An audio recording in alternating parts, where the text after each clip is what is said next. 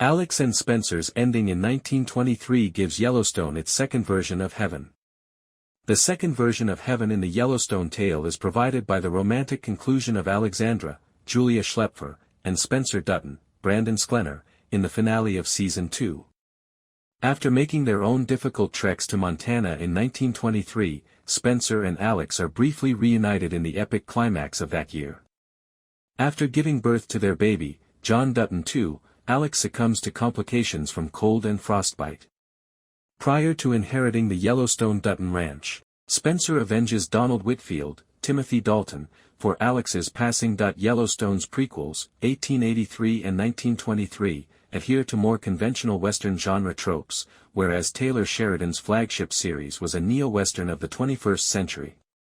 Sheridan, however, emphasizes 1883 and 1923 with philosophical reflections and spirituality regarding the West and the role of man in the universe.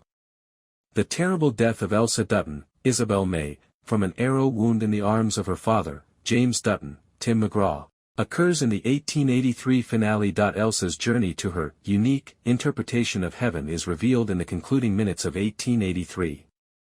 Riding the endless West with her Native American spouse, Sam, Martin Sensmeier, is Elsa's unending bliss. The conclusion of 1923 Season 2 demonstrated that Elsa Dutton is not the only character in heaven in the Yellowstone epic. After Alex's death in 1969 at the age of 80, Spencer Dutton is reunited with him in the Titanic-like closing moments of 1923. In the perfect afterlife, Alex and Spencer return to the British ocean liner they boarded in the Season 1 finale of 1923. Naturally, Alex made fun of Spencer by asking, "What took you so long?" However, the pair is now young and attractive once more, relishing the bliss in their heaven that life had denied them in 1923.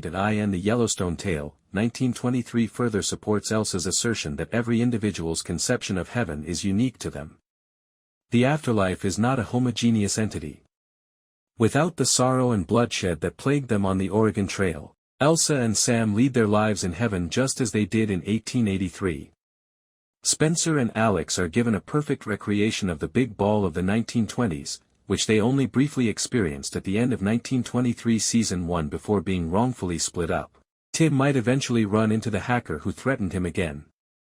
That's one of those hints that the hacker who threatened Tim might reappear later on.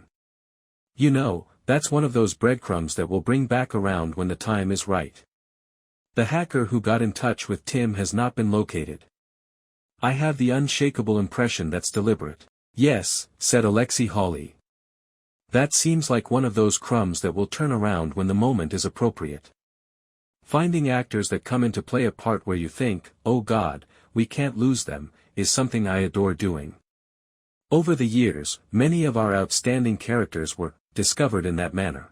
When you first see Matthew on screen, you think, how do we bring Oscar back? Oscar was only supposed to be a guy during a prison bus breakout. Monica and a number of other characters, some of whom we're still attempting to connect with, went through the same thing. We simply haven't discovered a natural way to return to Elijah's plot, even if we still adore him. Are we going to see Tim's new starring role in Behind the Badge? Holly, Alexi, we will, in my opinion, eventually.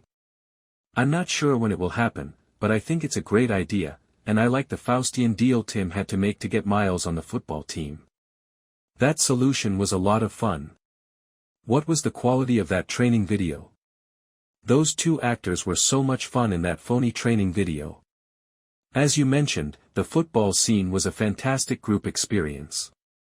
Given what transpired in the episode, was it a creative decision to exclude Lucy? Yes, said Alexi Hawley. After everything she had been through, including shooting this woman in a horrifying circumstance where she was going to kill a baby, it seemed necessary that she be given space rather than just being able to party with the others afterward.